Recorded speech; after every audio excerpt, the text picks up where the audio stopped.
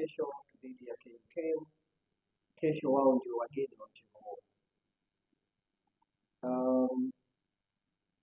Kocha, karibu sana. Mbele yako ni wanahabari, tueleze namna gani pia kujitayarisha kuelekea katika mchezo huo siku ya kesho.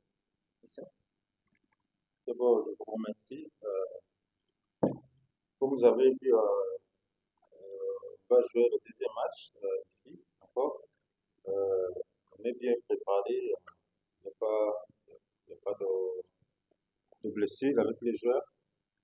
Il y a la motivation provenant des gens de l'équipe.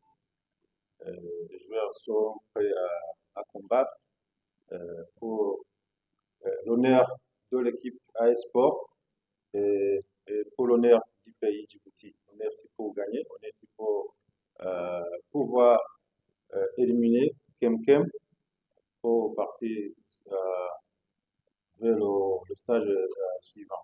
Merci.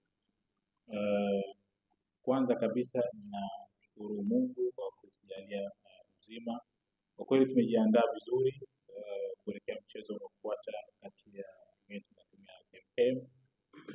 Kabisa hatuna injury hata moja, na pia wachezaji wote wako tayari kupambana, kuitetea timu yao na kuitetea taifa lao la Djibouti, kuhakikisha kama kutoa moja kwa moja KMKM. Maswali? D'abord, je m'appelle Ika. Ma première question, je veux savoir comment l'ambiance et l'environnement de Zanzibar comparé de celle du Djibouti et celle d'ici. Ok, merci. On est bien, on était bien accueillis ici aux Zanzibar. Il y a les gens qui sont très gentils.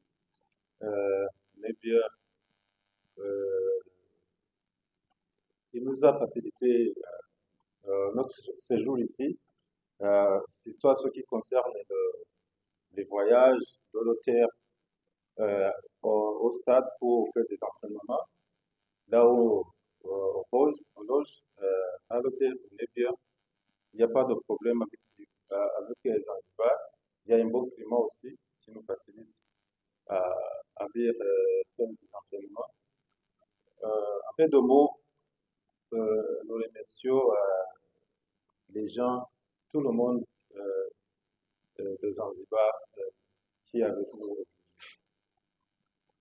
Okay, kwa kweli nianze na mapokezi ya Zanzibar. Tulipofika mapokezi yalikuwa ni mazuri na watu wake ni wakarimu na wameturahisishia mambo mengi, na pia kuna urahisi